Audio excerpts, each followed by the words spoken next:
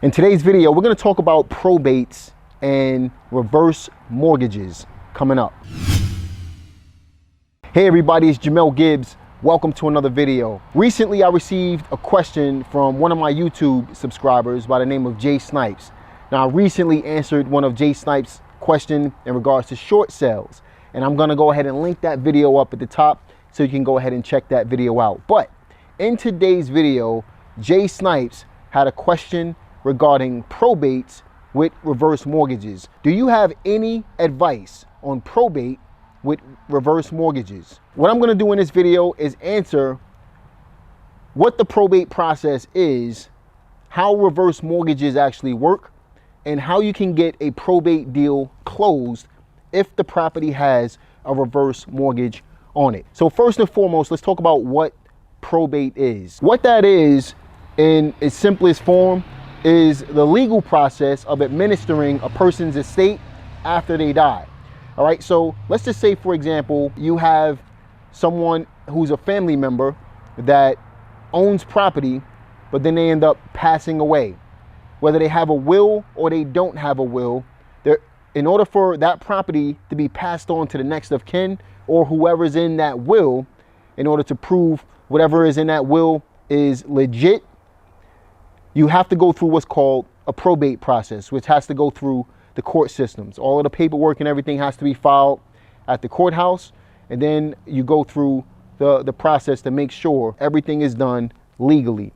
All right, so if someone owned the property and they had a next of kin, but they didn't have a will, chances are that property will be passed on to their next of kin. Let me give you an example. I'm actually closing a probate deal right now. In the next 2 weeks, it's going to be closing. Now, the property owner on this particular deal inherited the property from his grandmother.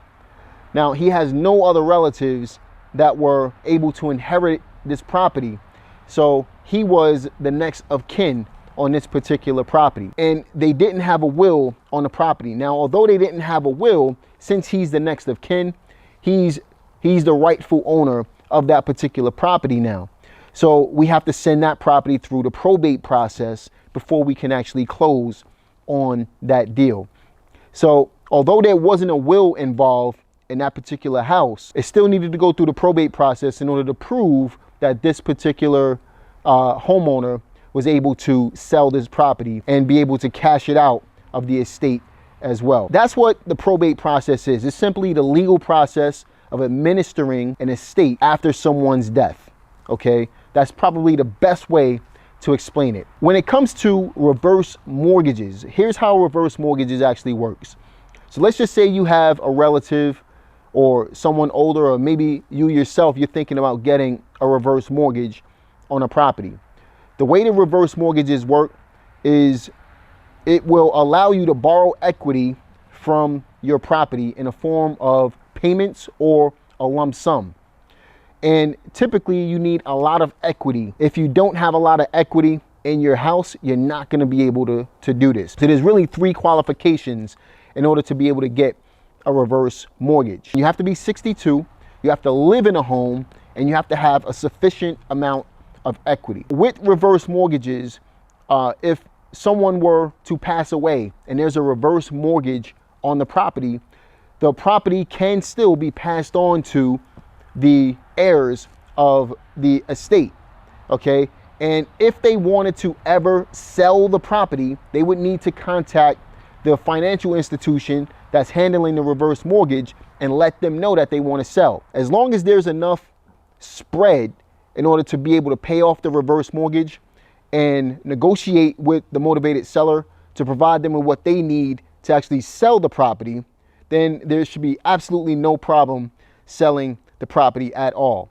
As long as the mortgage is going to be paid off, all of the interest and the fees that are involved, the bank doesn't care if the heirs of the property decide to sell or not. Now, if they decide to keep the property, let's just say there's a reverse mortgage on a property and someone inherits the property and they decided that they wanted to keep the property, then chances are they're going to need to refinance the property to cash out the reverse mortgage loan and then get a normal loan on the property. Also, if a homeowner vacated the property for at least 12 consecutive months. Let's just say that a property owner gets sick and they end up in a nursing home. Chances are that loan is going to become due as well. And there's a couple of different reasons why that particular loan would come due. But in this particular video, if you have a probate deal and there's a reverse mortgage on a property, as long as there's enough equity in the property that can cover the amount of the reverse mortgage, as well as all of the interest and fees and payments that were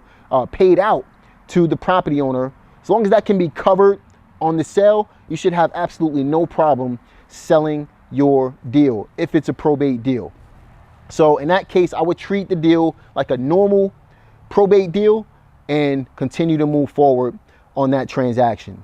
And obviously, investing in probates is one of the most profitable ways of making money in real estate. So I encourage you to continue pushing forward, looking into probate deals in order to make money in real estate. So I hope that answers your question, Jay Snipes. If you found value in this particular video, go ahead and like this video, subscribe to this channel, click the notification bell. Also, share this video with others so that others can benefit from this information as well. And if you have any questions, leave them in the comment section. I'm looking forward to creating more videos just like this, answering your questions for you and what you're struggling with in the real estate business. This is Jamel Gibbs, and I'm signing off. Peace.